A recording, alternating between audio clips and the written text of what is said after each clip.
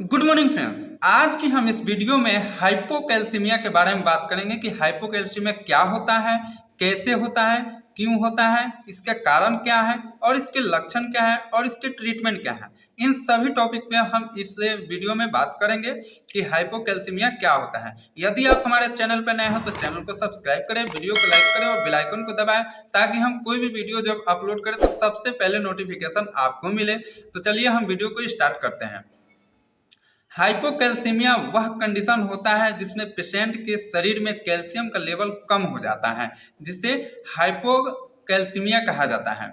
लेकिन एक कैल्शियम के लेवल को मेंटेन रखने के लिए हमारे शरीर में एक प्रकार का हार्मोन सेक्रेट होता है जिसे कैल्सीटोनिन कहा जाता है। ये कैल्सीटोनिन हार्मोन थायराइड ग्लैंड के पीछे पैराथायराइड ग्लैंड द्वारा ये हार्मोन का सिक्रेशन होता है, जिसे कैल्सीटोनिन नामक हार्मोन का सिक्रेशन होता है जो हमारे शरीर में कैल्शियम को लेवल को मेंटेन रखने का कार्य करता है। लेकिन किसी कारणवश हमारे शरीर में कैल्सीटोनिन नामक हार्मोन का सिक्रेशन कम हो जाता है, जिससे हमारे पेशेंट के शरीर में कैल्शियम का लेवल भी कम हो जाता है, जिससे हाइपोकैल्सीमिया कहा जाता है। और कैल्शियम का लेवल कम होने के और कई कारण हो सकते हैं, तो आइए हम उन्हीं कुछ कारणों के बारे में बात कर लेते हैं कि वह कौन कौन से कारण हैं जिसके कारण कैल्शियम के लेवल हमारे शरीर में कम हो जाते हैं। सबसे पहला कारण है कैल्सीटोनिन हार्मोन का हमारे शरीर में डिसबैलेंस हो जाना, जिसके कारण कैल्शियम का लेवल को मेंटेन नहीं हो पाना। और अगला कारण है खान पान में कैल्शियम की मात्रा कम होना। और इसके अगले कारण है विटामिन D3 की डिफिशियंसी हो जाना। विटामिन D3 की डिफिशियंसी में भी के कंडीशन में भी कैल्शियम का एब्जॉर्प्शन बॉडी में नहीं हो पाता है, जिसके कारण कैल्शियम के लेवल हमारे शरीर में कम हो जाता है। और अगला कारण है कैल्शियम का रीएब्जॉर्प्शन न होना। जैसे किडनी फिल्ट्रेशन सही से नहीं कर पाता है उस कंडीशन में, और कैल्शियम को हमारे शरीर से यूरिन के थ्रू कैल्शियम को एक्सक्रिएट करा देता है, जिसके कारण भी हमारे शरीर में कैल्शियम का लेवल कम हो जाता है।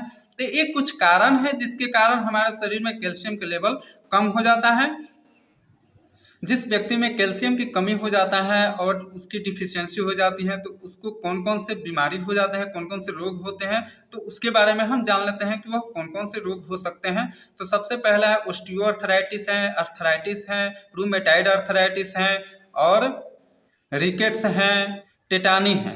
ये सभी बीमारी जो है हड्डियों से जुड़ी हुई बीमारी है जो कैल्शियम की कमी के कारण हो जाती है।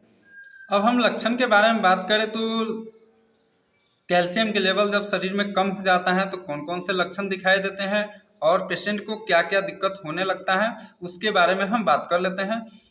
तो कैल्शियम के लेवल को कम होने पे कई प्रकार के लक्षण दिखाई देते हैं, तो उन्हीं कुछ लक्षणों के बारे में हम बात कर लेते हैं। सबसे पहला लक्षण है शरीर के हड्डी को कमजोर हो जाना, जिसे ऑस्टियोआर्थराइटिस कहते हैं। और शरीर में कमजोरी लगना, थकान रहना, हलासमेंट रहना, सुस्ती रहना और मांसपेशियों में दर्द और खिंचाव रह सकता है। नाखून का कमजोर हो जाना, दांतों में दर्द होना और दांतों का कमजोर हो जाना, स्किन रफ हो जाना और स्किन खुरदरी हो जाना, नींद में कमी आना, हाथ पांव में सूनापन रहना, महिलाओं में बांझपन की समस्याएं हो सकती हैं, मिसक्रियाज की कंडीशन हो जाती हैं, मिर्गी के दौरे पड़ सकते हैं, याददाश्त कमजोर हो सकता है, एलर्जी की कंडीशन बन जाती हैं और छाती में दर्द रह सकता है, हार्ट बीट एबनॉर्मल रह सकता है। ये कुछ लक्षण है जो कैल्शियम की कमी के कारण ये सभी लक्षण दिखाई देने लगते हैं। अब हम बात करते हैं कि जिस व्यक्ति में कैल्शियम के लेवल कम हो जाता है उस व्यक्ति को क्या खाना चाहिए और क्या क्या चीज़ खाना चाहिए उसके बारे में हम बात कर लेते हैं। तो सबसे पहले जिस व्यक्ति में कैल्शियम के लेवल कम हो जाता है उस व्यक्ति को धूप में रहने को सलाह दिया जाता है। जो सूर्य के प्रकाश होता है वो सुबह के टाइम में उसे धूप में रहने का सलाह दिया जाता है, जिससे सूर्य के रेडिएशन से उसमें उसके शरीर में विटामिन D3 बनता है। विटामिन D3 बनने लगता है जिससे शरीर में कैल्शियम को एब्जॉर्प्शन बढ़ जाता है। और खान पान के बारे में बात करें तो पनीर हो गया, घी हो गया, मक्खन हो गया, चना हो गया, ड्राई फूड हो गया जैसे पिस्ता बादाम हो गया, मांस हो गया, अंडा हो गया, अंजीर हो गया, ये सभी चीज़ें खाना चाहिए जिसमें ये सभी चीज़ों में कैल्शियम काफ़ी ज़्यादा रहता है और शरीर के लिए कैल्शियम को मेंटेन करने के लिए ये सभी फूड्स बहुत ही इसेंशियल होता है। अब हम हाइपोकैल्सीमिया के ट्रीटमेंट के बारे में बात करें तो सबसे पहले है जो हाइपोकैल्सीमिया का ट्रीटमेंट कैसे दिया जाता है और हाइपोकैल्सीमिया को ठीक करने के लिए कौन कौन सी मेडिसिन को दिया जाता है, इसके बारे में हम बात कर लेते हैं। तो सबसे पहले है अपराइज इंजेक्शन। अपराइज इंजेक्शन जिसमें विटामिन D3 होता है, ये कैल्शियम को एब्जॉर्प्शन को बढ़ाता है और इस इंजेक्शन को सप्ताह में 1 इंजेक्शन लगाया जाता है और पेशेंट की ज़रूरत अनुसार इसे 1 महीने या ज़रूरत अनुसार 2 महीने भी इस इंजेक्शन को लगाया जाता है। और अपराइज के नाम से विटामिन D3 का जो कैप्सूल होता है वो कैप्सूल भी आता है जो अपराइज के नाम से मिल जाता है। इसे भी हफ्ते में 1 गोली दिया जाता है और पेशेंट को ज़रूरत अनुसार 1 महीने या 2 महीने दिया जाता है। ये जो अपराइज इंजेक्शन या अपराइज कैप्सूल है ये पेशेंट के शरीर में कैल्शियम को एब्जॉर्प्शन को बढ़ाता है, जिससे कैल्शियम को जो कमी है शरीर में वो पूरा हो सके, इसलिए इस कैप्सूल और इंजेक्शन का यूज किया जाता है।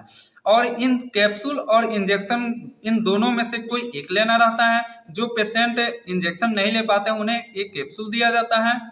अपराइज इंजेक्शन या अपराइज कैप्सूल इन दोनों में 600 IU इंटरनेशनल यूनिट में विटामिन D3 रहता है जो कैल्शियम को एब्जॉर्ब करने में मदद करता है। अब हम बात कर लेते हैं कि कैल्शियम की टेबलेट के बारे में या कैप्सूल के बारे में। कैल्शियम टेबलेट के बारे में बात करें तो सिपकल 500 mg के नाम से मिल जाता है, जो 1 गोली उसे पेशेंट को लेना रहता है, चाहे वो सुबह में ले या शाम में ले, 1 गोली लेना रहता है। और कैल्शियम की गोली का और कई सारे ब्रांड अवेलेबल हैं, जैसे जेमिकल है, 500 mg के जिलेटिन कैप्सूल के में मिल जाता है जो जेमिकल नाम से मिल जाता है।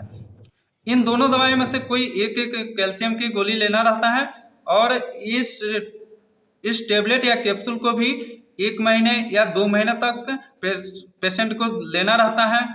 और इन सभी दवाइयों और इंजेक्शन के साथ पेशेंट को ज़्यादा कमजोरी की समस्या रहता है, तो इसके साथ कोई मल्टीविटामिन कैप्सूल या मल्टीविटामिन सिरप या बी कॉम्प्लेक्स कोई टेबलेट या सिरप दिया जा सकता है।